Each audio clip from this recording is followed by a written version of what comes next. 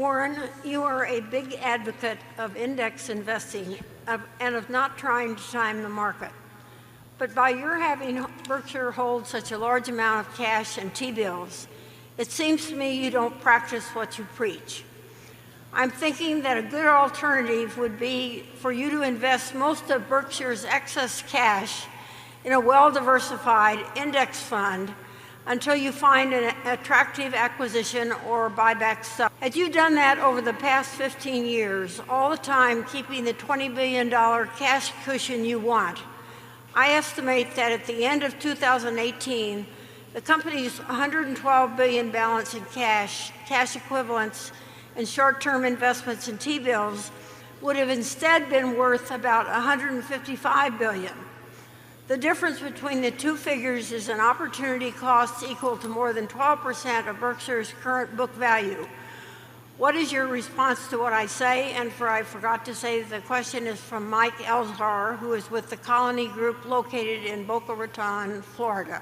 It's a perfectly decent question, and I wouldn't quarrel with the numbers.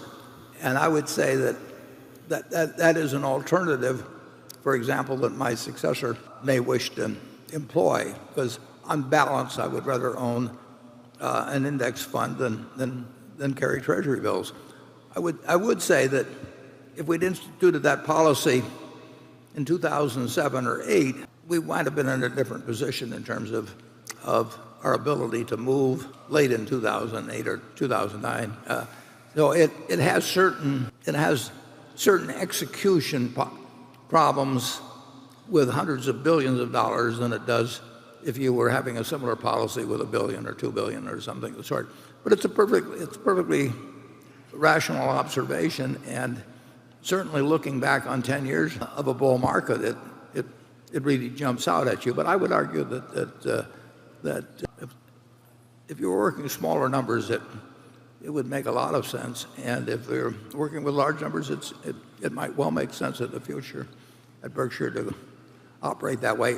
We committed $10 billion a week ago, and there are conditions under which, and they're not remote, they're not likely in any given week or month or year, but there are conditions under which we could spend $100 billion very, very quickly. And if we did, if those conditions existed, it would be the capital very well deployed and much better than in an index fund. And so we're operating on the basis that we will get chances to deploy capital. They will come in clumps in all likelihood, and they will come when other people don't want to allocate capital. Charlie, what do you think about it? Well, I plead guilty to being a little more conservative with the cash than other people, but I think that's all right. We could have put all the money into a lot of securities that would have done better than the S&P with 20/20 hindsight. Remember, we had all that extra cash all that period if something had come along in the way of opportunities and so on.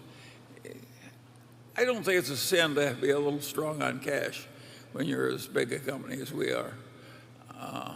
We don't have to.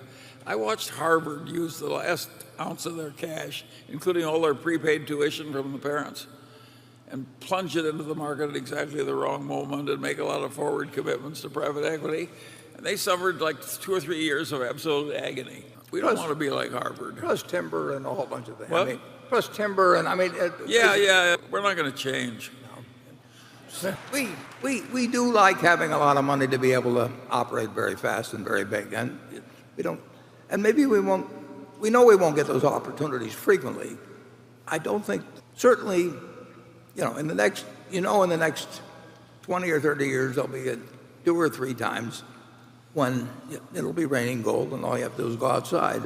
But we don't know when they will happen, and we have a lot of money to commit. And I would say that if you told me I had to either carry short-term treasury bills or have index funds and just let that money be invested in American generally, I would take the index funds. But we still have hopes. And the one thing you should very definitely understand about Berkshire is that we run the business in a way that we think is consistent with serving shareholders who have virtually all of their net worth in Berkshire. I happen to be in that position myself, but I would do it that way under any circumstances. We have a lot of people who trust us, who really have disproportionate amounts of Berkshire compared to their net worth if you were to follow standard investment procedures.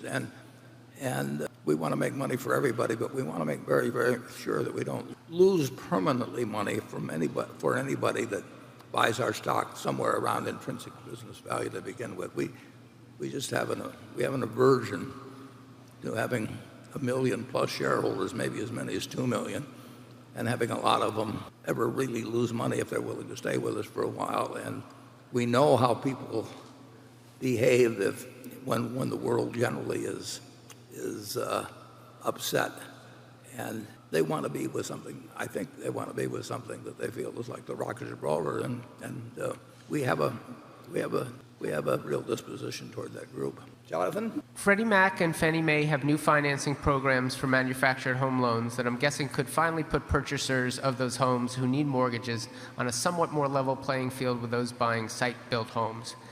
How positive an effect do you expect these new programs to have on manufactured home demand, and how might the programs affect Clayton's sizable profits from lending? Will Clayton sell more loans to Freddie and Fannie, and does that help profits even if spreads compress? Well, it may not help profits, but it definitely is good if the Freddie and Fannie are authorized to do more lending against manufactured homes. I mean, manufactured homes are a very reasonable way to get people to get decent housing and have a home, and they are hard to finance to some degree. The local banks frequently do it, but the big lenders haven't wanted to do it.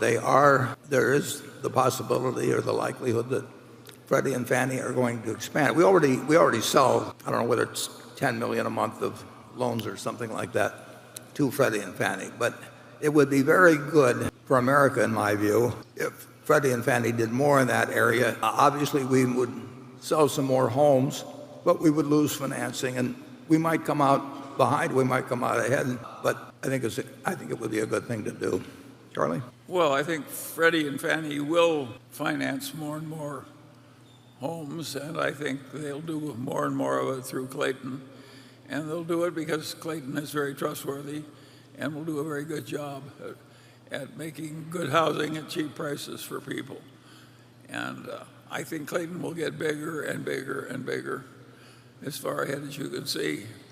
And the guy is young. He doesn't look like Warren and me. Not at all. We've got a terrific managerial group at Clayton, and we're expanding our site-built homes. We just closed on a builder a few days ago, and we now have 9 different site-built home operations, and we didn't have any a few years ago.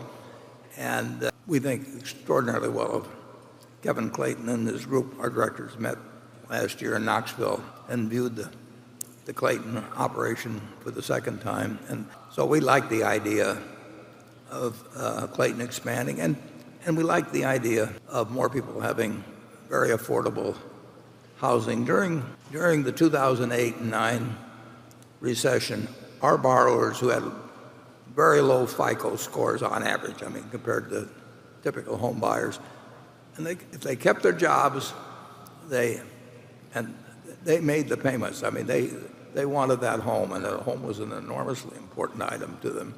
And we had various programs that helped them as well. But our loan experience was far better than people anticipated under the stress that existed then. But it was because a home really means something to people, and absent losing jobs or sickness, and like I say, we have some programs to help people. They make the payments, and they have very decent living, but they would get that even cheaper if Freddie and Fannie expanded their programs, and like I say, I hope they do. Okay.